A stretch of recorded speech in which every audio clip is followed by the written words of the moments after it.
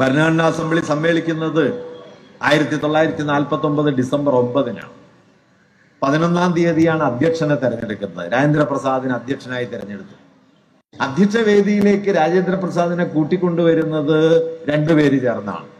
ഒന്ന് മൗലാന അബ്ദുൽ കലാം ആസാദ്, മറ്റൊന്ന് ആചാര്യ കൃപലാനി. ഇവർ രണ്ടുപേർ ചേർന്ന് രാജേന്ദ്രപ്രസാദിനെ അധ്യക്ഷ വേദിയിലേക്ക് ആനയിക്കുന്ന സമയത്ത് ഇന്ത്യൻ ഭരണഘടനാ അസംബ്ലിയിൽ മുഴങ്ങിക്കേട്ട രണ്ട് മുദ്രാവാക്യങ്ങളുണ്ട്.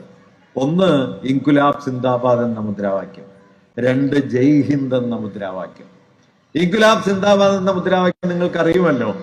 അത് എഴുതിയത് കമ്മ്യൂണിസ്റ്റ് നേതാവായിരുന്ന ഹസ്രത് മൊഹാനിയാണ്, മൗലാന ഹസ്രത് മൊഹാനിയാണ്.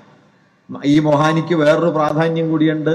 കോൺഗ്രസ് സമ്പൂർണ്ണ സ്വാതന്ത്ര്യം എന്ന പ്രമേയം 1930 അംഗീകരിക്കുന്നതിന് 10 കൊല്ലം മുമ്പ് 1921 ചേർന്ന അഹമ്മദാബാദ് കോൺഗ്രസ് സമ്മേളനത്തിൽ അന്നത്തെ 1920 രൂപപ്പെട്ട കമ്മ്യൂണിസ്റ്റ് പാർട്ടിയുടെ ആശയങ്ങളെ മുൻനിർത്തിക്കൊണ്ട് സമ്പൂർണ്ണ സ്വാതന്ത്ര്യം എന്ന പ്രമേയം കമ്മ്യൂണിസ്റ്റ് പാർട്ടിക്ക് വേണ്ടി അവതരിപ്പിക്കുന്നത് മൊഹാനിയാണ്.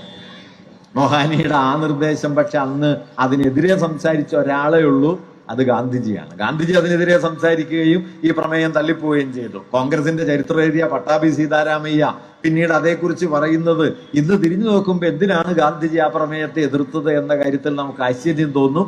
എങ്കിലും ഗാന്ധിജി എതിർക്കാണ് ചെയ്തത്. ഞാനിത് പറയാൻ കാരണം എന്താണെന്ന് വെച്ചാൽ കമ്മ്യൂണിസ്റ്റുകാർക്ക് സ്വാതന്ത്ര്യ സമരത്തിൽ എന്താണ് പങ്ക് എന്നൊക്കെ ഇപ്പൊ ധാരാളം ചോദ്യങ്ങൾ പലയിടത്തും കേൾക്കാറുണ്ട്.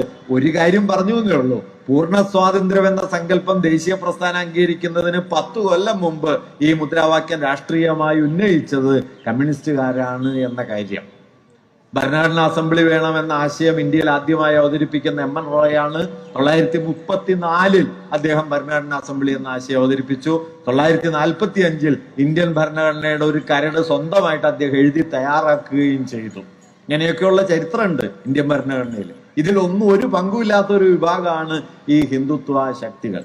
ഈ മൗലാന ഹസരത് മൊഹാനി തയ്യാറാക്കിയ ഇൻകുലാബ് സിന്ദാബാദ് എന്ന മുദ്രാവാക്യം മുഴങ്ങുന്നു. അദ്ദേഹത്തിന് വേറൊരു പ്രാധാന്യം കൂടി ഉണ്ട് കേട്ടോ. നിങ്ങൾ ചിലപ്പോൾ കേട്ട് കാണും. നമ്മൾ വളരെ കൂടുതൽ പാടി പ്രസിദ്ധമായി തീർന്ന ഗുലാം അലിയുടെ ഒരു ഗസൽ ഉണ്ടല്ലോ, ചുപ്കെ ചുപ്കെ റാത് ദിൻ എന്ന ആ ഗസൽ, അത് എഴുതിയതും ഈ മൊഹാനിയാണ്. അദ്ദേഹം വലിയ ഉറുദു കവിയായിരുന്നു. അങ്ങനെ കവിയായിട്ടുള്ള ഭരണഘടനാ